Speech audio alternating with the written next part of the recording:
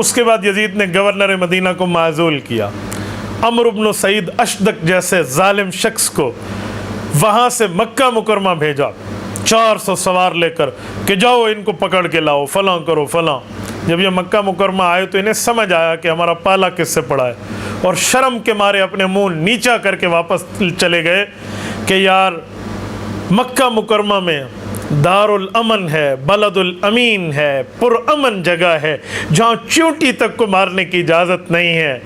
جہاں اشارے کے ساتھ بھی آپ حالت احرام میں کسی کو مار نہیں سکتے، کسی جانور کا شکار نہیں کر سکتے، وہاں ہم نواسہ ابو بکر اور نواسہ رسول کے لیے آ گئے ہیں، یار کیا معاملہ۔ بہرحال یہ وہاں سے واپس ہوئے۔ حضرت امیر معاویہ رضی اللہ عنہ کی وفات رجب میں تھی، تو رجب کا اینڈ تھا، رجب کے بعد شعبان آیا ہے، شعبان کے بعد رمضان ہے، رمضان کے بعد شوال ہے، شوال کے بعد ذوالقعد ہے، ذوالقعد کے بعد ذوالحج ہے، ذوالحجہ میں حضرت امام حسین رضی اللہ عنہ کا یہاں سے سفر ہے، 5 ماہ تک حضرت امام حسین مکہ مکرمہ میں مقیم ہے۔ دنیا زیارت کے لیے آ رہی ہے، لوگ مل رہے ہیں، حضرت امام حسین رضی اللہ تعالیٰ عنہ کے ایک حلقہ ارادت بڑھ رہا ہے،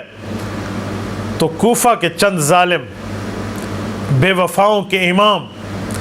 جن کے ماتھے پر بے وفائی کا بدنما داغ ہے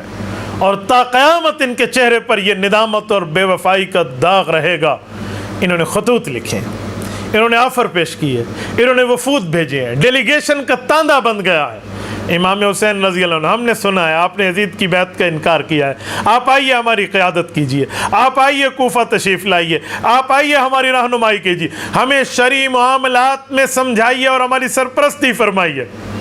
خطوط در خطوط، خطوط در خطوط، وفود در وفود، ایک سلسلہ بن گیا۔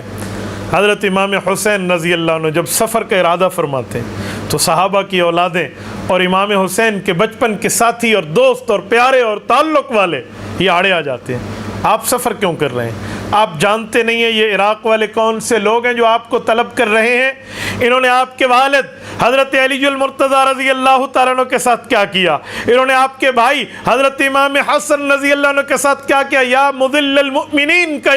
ان لوگوں نے حضرت امام حسن رضی اللہ عنہ کو طعنہ دیا تھا، انہوں نے امام حسن کے